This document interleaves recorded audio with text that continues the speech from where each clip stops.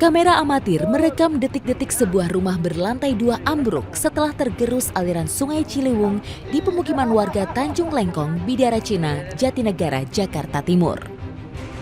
Seluruh bangunan hancur, sedangkan seluruh perabotan rumah hanyut terbawa arus luapan sungai Ciliwung. Menurut warga, kejadian tersebut terjadi saat banjir melanda kawasan Bidara Cina. Beruntung, tidak ada korban jiwa maupun luka dalam peristiwa ini.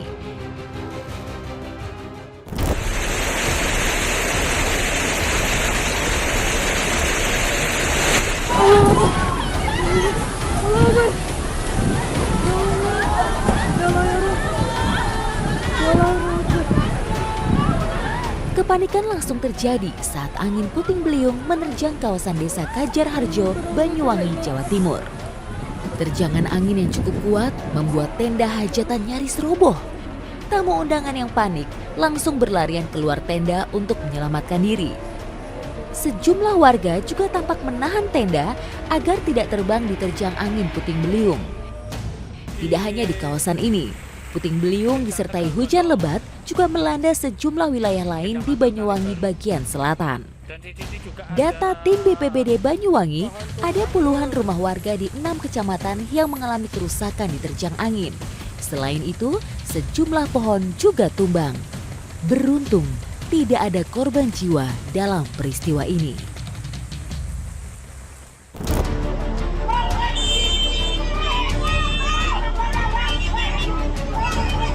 Video amatir warga merekam detik-detik 2 remaja yang terseret arus di aliran Kali Cakung, Bekasi, Jawa Barat.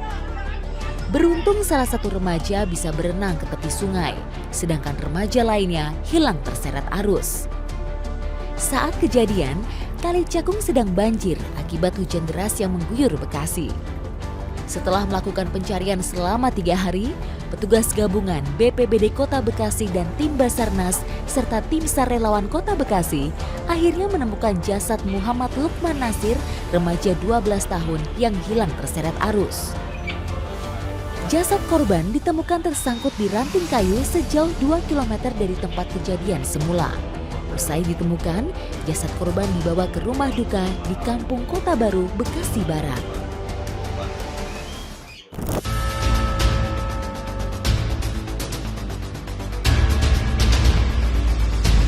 Seekor ular yang melingkar di tower pemancar sinyal internet ini membuat geger warga kampung Simo, Pomahan Baru Barat, Surabaya, Jawa Timur. Penemuan ular ini berawal dari laporan warga yang mengeluh sinyal wifi di kampungnya tidak stabil. Setelah ditelusuri, penyebab gangguan sinyal akibat ular bertengger di puncak tower pemancar wifi setinggi 7 meter. Petugas harus menjemput ular sepanjang 3 meter ini dari atas tower. Mereka kemudian mengevakuasi dengan tangan kosong. Beruntung, tidak ada korban dalam peristiwa ini.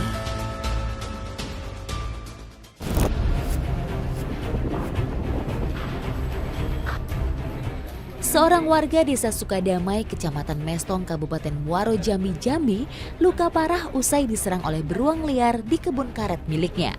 Ketika itu, korban bersama istrinya hendak pulang usai menjalankan aktivitas menyadap karet di kebunnya. Namun sebelum pulang, korban dikejar dan kemudian diserang oleh beruang. Korban berhasil diselamatkan setelah istri korban berteriak minta tolong kepada warga sekitar dan beruang akhirnya melarikan diri ke hutan.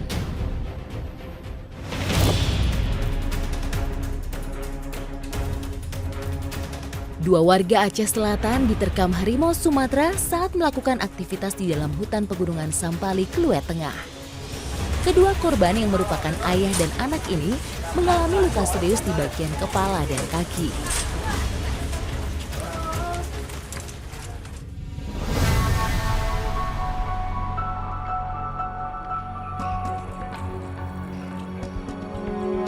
Sore itu, Amrizal dan Hafifi anaknya baru pulang dari berkebun di Pegunungan Simpali, Kluwet Tengah, Aceh Selatan.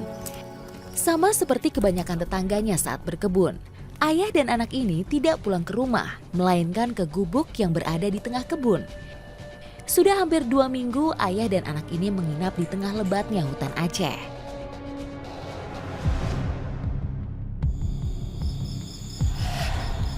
siang pun berganti malam.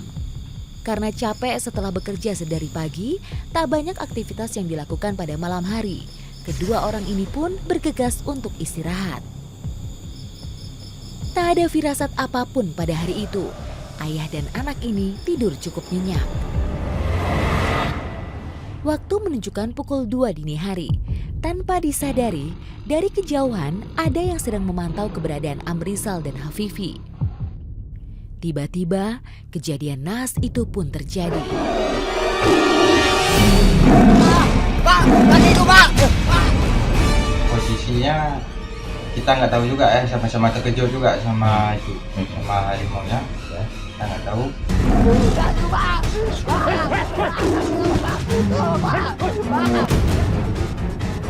Dia terkejut, aku terkejut. Dia menerkam kakinya. Malam yang dingin pun seketika berubah menjadi menegangkan. Seekor harimau tanpa ampun menggigit kaki kanan Hafifi. Sontak Hafifi pun langsung berteriak meminta pertolongan sang ayah. Amrizal pun melakukan perlawanan kepada harimau. Namun naas, sang harimau tiba-tiba menyerang Amrizal. Laki-laki 59 tahun ini mendapat serangan di bagian kepala. Beruntung, sang ayah berhasil mengusir harimau.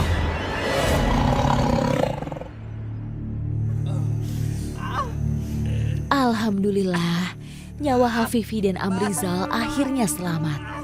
Ya Tuhan, luka yang mereka alami cukup parah. Bagaimana kalau mereka kehabisan darah? Pak. Ayo kuat Pak. Ayo kita pulang daripada kita mati di sini. Iya ayo Pak. Ayo bangun Pak, kuat. Bapak harus kuat Pak. Tak ingin mengambil resiko, mereka pun berinisiatif untuk kembali ke perkampungan. Jarak hutan ini dengan perkampungan memang cukup jauh, sekitar 2 km dengan medan yang susah dijangkau. Evakuasi sendiri, maksudnya turun sendiri aja terus. Itu sampai ke perkampungan nggak? Enggak, setengah jalan. Setengah jalan ada dari mana yang bantu pada saat itu? Orang kampung itu juga, cuman stempel dia. Oh pakai. Oh jadi lokasinya itu jauh Pak? Lumayan jauh. Alhamdulillah, berkat bantuan semua orang, Hafifi berhasil selamat dari maut. Usai ditolong warga, ia dibawa ke Rumah Sakit Umum Daerah Tapak Tuan guna menjalani pemeriksaan.